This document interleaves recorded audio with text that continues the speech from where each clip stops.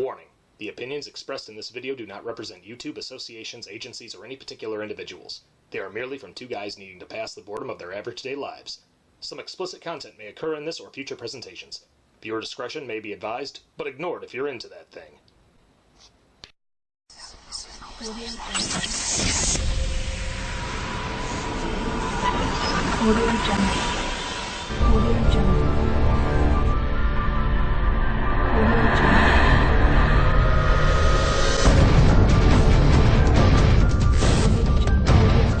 What's going on, guys? This is the Big Bad Wolf Benny. I'm Wildman Wes. And we are on day 8 of Shocktoberfest.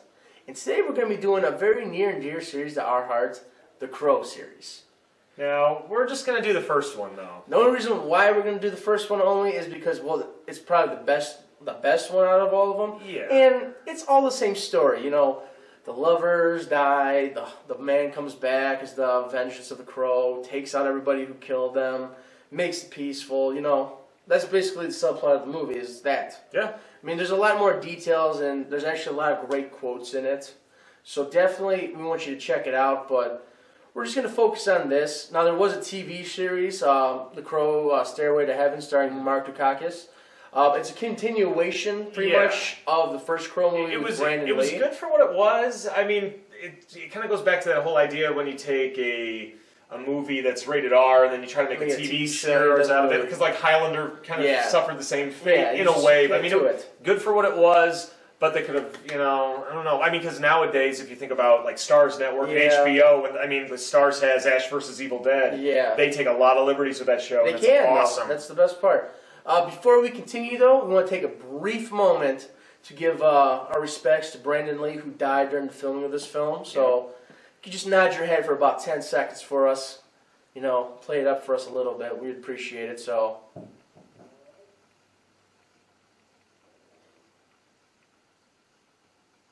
okay. All right, guys. That goes for you, Brandon Lee. Great actor.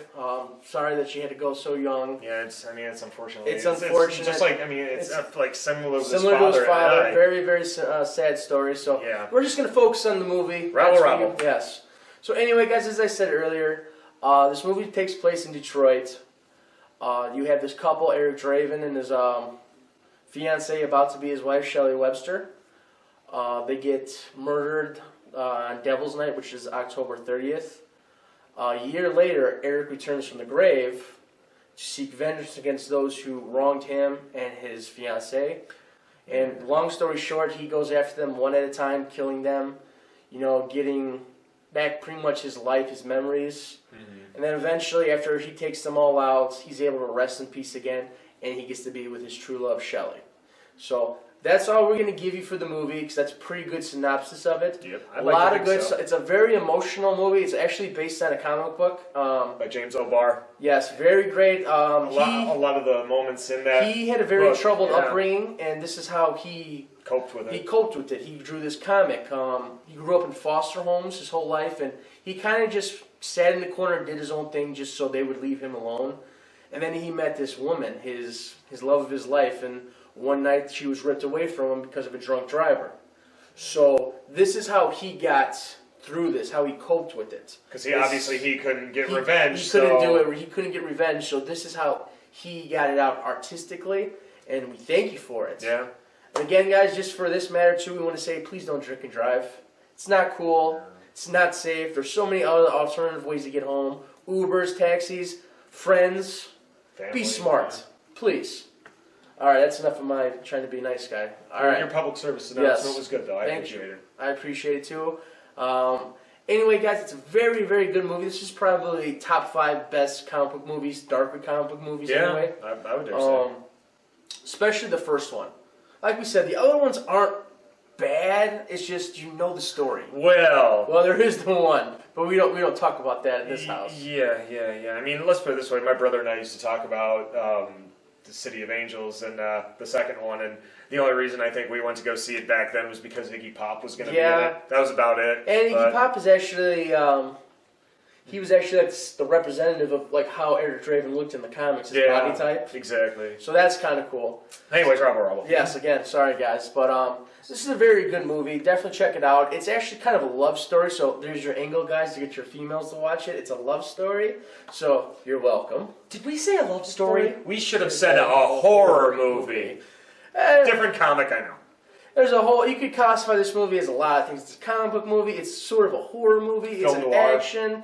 There's so many genres that it fits. This is why we felt we had to put it on the list. And it does take place on Halloween.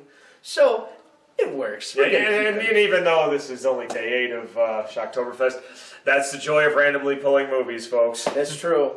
So, anyway, guys, I think we gave you enough synopsis of the movie. We gave you a couple reasons why we liked it. But let's get into more reasons why we did like it. Yeah, cinematography. Yes. First up, hands down. I mean, the way how they filmed that movie was straight up comic book style. It was. I mean, I wouldn't say it's completely frame for frame of the comic, but it's pretty damn close. Having James O'Barr on there, because he was actually in the movie. He makes he's one of just one of the background characters. Mm-hmm. They definitely, wrote a script, had him look it over, and definitely they stayed true to the source material. Yeah. That's really what I liked. Like when he comes back, you can't kill him, you can't hurt him. Well, you can, but he heals. He's got super strength, like super fast. Brandon Lee, just based on his, background in martial arts, they gave him, these martial arts abilities. Obviously, you don't really know if he had them before or not, but. Movie magic. Exactly. So, anyways, that was kind of cool. I really liked all the villains too. I was back for it. Like all of them are really cool. Well, I mean, I would say because like the main villain, Top Dollar was awesome. I mean, Tintin was great. Fun Boy, T-Bird though. David Patrick Kelly. Oh man. Warriors come out to play. That's another episode, man. Shocktoberfest. David Patrick Kelly is just awesome. He's an amazing actor. Yes, he is. Man. Still going strong. Oh, too. Yeah. I mean, Ernie Hudson is in there. I mean, his career is kind of, He's going back and forth. Yeah, but I would say this is definitely one of those moments, like a comeback for him. It was a very good one. Early 90s. I really like this movie, guys. I'm not going to lie. One of my favorite aspects of the movie, too, whenever Eric came back, if somebody touched Shelley or knew Shelley, if he touched them, he would feel their memories. Like when he meets Ernie Hudson's character for the second time in his apartment, Ernie Hudson kind of touches him and he kind of freaks out because he feels all the pain that Shelley felt in the hospital. It's almost kind of like a reverse Dead Zone. Yeah. Instead of seeing what's going to happen in the future, it sees more of what happened in the past. I mean, so it's really cool how this happens. So that's how he kind of gets his memories back is he goes to their old apartment and every time he touches something, he gets a memory back. So it's kind of cool. I really don't have anything bad to say about this movie. There's not much. I mean, Brandon Lee did great. He was definitely perfect. I mean, I'd say the only sad thing about this movie is the fact that he had unfortunately died on set. Yes. And, I mean, it's actually scary too, guys. If you get the special DVD with the extra interviews, it actually has Brandon Lee's last interview, and he goes on along the line saying, since we don't know when we're gonna die, we kind of take everything for advantage. Like how many times more do we get to see the sunset? How many more times do we get to wake up and see the sun rise? That's actually a direct quote from the book, The Sheltering Sky. Yeah. I own that. I've read that book a lot of times. He goes on, he's talking about it, and it's just so ironic that before, when he was giving this, he didn't know he only had so many days left because of an accident, an unfortunate accident on set.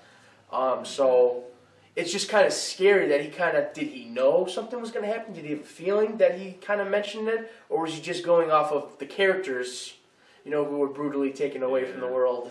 I mean, it's scary, but it's very, definitely check it out. I would say my all-time favorite aspect of the movie, the music. Yeah. I mean, they had, Nine Inch Nails, Stone Temple Pilots. I mean, a lot of alternative 90s rock. And it works for the film. Like, I'm not really big into that kind of music, but I mean, even Jane Siberry's It Can't Rain All the Time. It fits perfectly. That at the end of this movie, I mean, it fits perfectly. It's tear-jerking. All this movie, really tear-jerking. This is probably one of the best soundtracks ever. I actually own the soundtrack. One of the best soundtracks ever because the songs actually emulate the emotions you're feeling in the movie. Well, and not just the songs from artists themselves, but just Graham Revell doing the original music. I mean, Graham Revell's done everything in every movie. And plus, especially the 90s. We gotta talk about the awesome epic guitar solo that they bust out on the roof and stuff. It's awesome. I love it. I dig it. Yeah, it's just a great movie, guys. Check it out. Like I said, if you're a comic book person, definitely check it out. If you're a horror person, you can check it out. Even if you're a female, it's a beautiful love story. It's got everything you want in a movie. It kind of covers every genre out there. Well, I think it's time we better grade this. We better grade this. I'm going to give this one an A+, talking about the original Crow movie starring Brandon Lee. The other ones I would definitely rank a little bit lower. I think a lot of people would too. So we're just going to say, I'm saying neither here nor there. The original Crow, Brandon Lee, A+ in my book.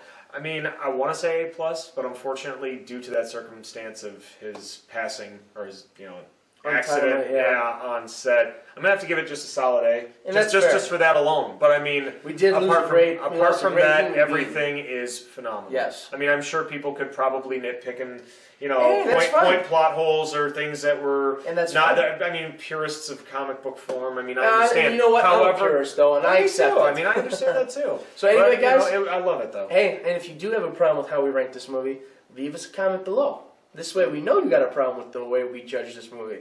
And as always, like it, share it, and of course, push the red button. We want to have some more subscribers. We want to give you more content, and we just love having fun, hanging out, and entertaining everybody. So, and guys, I don't know if you've noticed, looks a little brighter in here. Yeah. We got a cool screen behind us now. I don't know. You see what we got going on here? I no longer have to say professional what? Because now we kind of are professional. We got all this professional light gear, so... Now we just got to make some money. Once we start making fun, we'll be true professionals. Yeah. So, anyway, guys, so yes, we're trying to make the show better for you. Yeah. If you guys are wondering why there's certain episodes after this one, we kind of shot these out of order just to fit our schedule. Yeah. So, unfortunately, that's why in some episodes you notice we might be wearing the same clothes. Like I said, we're just trying to make sure we get these out on time, so this is why we're shooting a little bit earlier for you guys. This way you get the episode every day.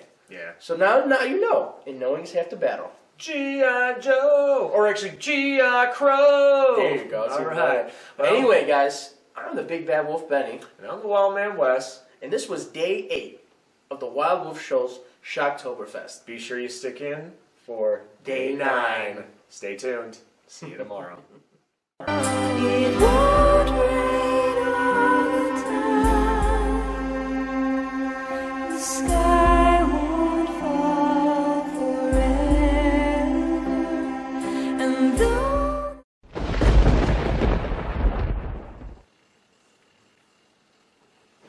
Dude, sorry I'm late. Got held up at work. Yeah, that's cool. You know how it is. Trying to do the daily thing. What's the matter, bro? You look all distressed and Well, I mean, I was just thinking about a lot lately, Such as? Okay, so, you know how we're promised a lot of new movies based off of, former series? Like Wayne's World and stuff like that. We were promised a Bill and Ted movie, a 3rd one, and we haven't gotten it yet. It's really bumming me out, man. That's true, but remember, we're in Shocktoberfest anyway. It's not really a horror movie. They couldn't do it anyway. Well, no, I'm just thinking about, I just can't think of any really good horror movies that Keanu Reeves is in. I really can't. Bro. No, The Matrix doesn't count, alright? Bro. Well.